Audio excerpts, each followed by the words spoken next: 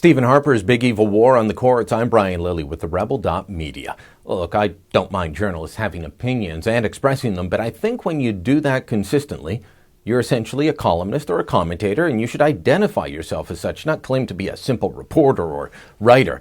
That's one of my many problems with the Globe and Mail and their justice writer, Sean Fine. See, I don't know Mr. Fine. I don't think I've ever bumped into him at the many Supreme Court briefings and decisions that I've covered over the years, but he writes about justice and the courts for the Globe, which as far as I can tell primarily means he writes stories attacking Stephen Harper's court picks or his criminal justice legislation. That's essentially what it comes down to. For the past several days, Fine has been writing about what he calls Harper's attempts to make over the courts in his own image. Fine and the many liberals and red Tories he quotes are outraged that a sitting prime minister in power for 10 years would dare to appoint judges that share his legal outlook. Here's a sample of Fine's writing. Now imagine me reading this out with a minor chord soundtrack, the kind they play in the movies when the bad guy approaches. In the course of this transformation, entire categories of potential candidates such as criminal defense lawyers have been neglected. Prosecutors and business attorneys have been favored. So cumbersome is the system of political scrutiny that vacancies hit record high levels last year, and sometimes critics say judges and politicians, even cabinet ministers, have come into close contact in the appointment process, raising questions about neutrality and fairness. I've got plenty of examples from the past of liberals making the courts in their own image, but let me point out something here. There's nothing in the rules of appointing judges that the Conservatives have broken. Something that Fine begrudgingly acknowledges before again doing what he can to make Stephen Harper sound bad. The rules in the appointment system are few, and all previous governments have used the bench to reward party faithful. But Mr. Harper is the first Prime Minister to be a critic of the Charter, and early on he told Parliament he wanted to choose judges who would support his crackdown on crime. Oh, see that? Harper's a critic of the Charter. Guess what, Mr. Fine? Plenty of Canadians are critics of the Charter. It was not handed down from on high on stone tablets. It's not an infallible document. It was written by humans, and that means, like everything else, it has problems, plenty of problems, which is why the judges you favor, the ones who make bold decisions, meaning activist decisions, they've read into the Charter that which was not there. The courts have time and again changed what the Charter means. Isn't that a form of criticism of the original document? I would say so, but Mr. Fine won't see it that way because those bold decisions fit with his politics, his unspoken but plain to see progressive worldview. Meanwhile, he writes story after story on the evil Harper appointments of judges that believe the court should read the Charter and the laws and then rule based on the words before them and their original meaning and intent, rather than following the living tree doctrine that sees everything change over time with whims and opinions. Here's how we described the appointment of Justice Bradley Miller to the Ontario Court of Appeal back in June. Justice Miller is the court's second adherent of a legal doctrine known as Originalism, a view associated with conservative judges Antonin Scalia and Clarence Thomas of the U.S. Supreme Court, which says constitutions should be interpreted according to how their founders intended. Well, that, as I said, was from June. Now, after obsessing about Justice Miller for a time, Fine is now obsessed with another Harper appointee, Justice John Rook of Alberta, the kind of judge that believes Parliament, not courts, make the law.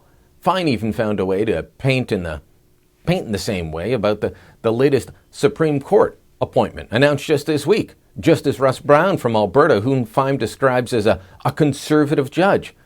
Now, he may have described other judges as liberal, but I don't recall ever reading that. Again, those would be the judges he likes, the ones who make bold decisions, bold and visionary decisions, the kind he wants appointed to the court.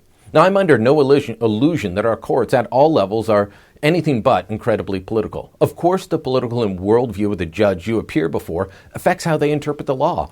But when you read people like Fine and those in the media that criticize Harper and his court appointments, you would be led to believe that Prime Minister Harper is at war with the courts, that he's broken away from some bold tradition, some unspoken rule never to waver. It's not true. I'm going to show you how false that is, going back into history and up to recent appointments just before Stephen Harper took over as Prime Minister. Did you know that Sir Wilfrid Laurier, the Liberal hero, the man on our $5 bill, appointed as Justice Minister to the Supreme Court back in 1906. In fact, he did more than that. Laurier appointed Sir Charles Fitzpatrick straight from the cabinet table to the position of Chief Justice. Louis Saint Laurent, another Prime Minister, appointed his Finance Minister Douglas Abbott to the Supreme Court in 1954.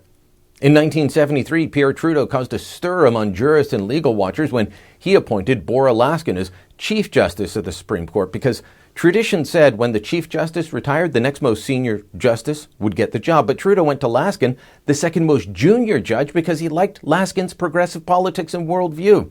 Now, at that point, passing over the next most senior judge had only happened twice before, in 1906 with Laurier and in 1924 under Mackenzie King, another Liberal. Speaking of Liberals seeking out judges that share their politics, did you know that Paul Martin Sr. personally sought out Justice Ivan Rand to help settle the Ford strike in Windsor back in the 40s? He did so because he knew the judge had a union-friendly stand, and that gave us the Rand formula, something we still live with today on how union dues are collected. But, you'll be told that only Stephen Harper does this. More recently, we can look to Jean Chrétien's Supreme Court appointments. Can anyone argue that Chrétien didn't also seek out judges that fit his left-leaning view? Of course he did, and as Prime Minister, it was his right to do so. But when you see names like Louise Arbour and Maurice Fish, you know that they were picked at least in part because of their very liberal stances. Those stances were known before the appointments. Same with their politics. Arbour had lots of experience as a lawyer, but not as a judge, and she got tapped. Well, Fish, I'm not sure he ever met a criminal he didn't want to give the benefit of the doubt to. He matched Chrétien's view. Paul Martin had just two appointments, Rosalie Abella and Louis Charron, both accomplished lawyers and judges, but also both firmly liberal. I've told you about the media party campaign against the Conservatives before. It's been going on since before Stephen Harper ever took office, and it will go on long after he's gone. This latest series by Fine would be welcomed if it were balanced. In my view, it's not. To me, this is just part of the ongoing media push to paint Harper and the Conservatives in a negative light at every turn. As with most things that come from the media party, don't believe the hype. Do some homework, and you'll likely end up finding that the truth is something very different than you've been told.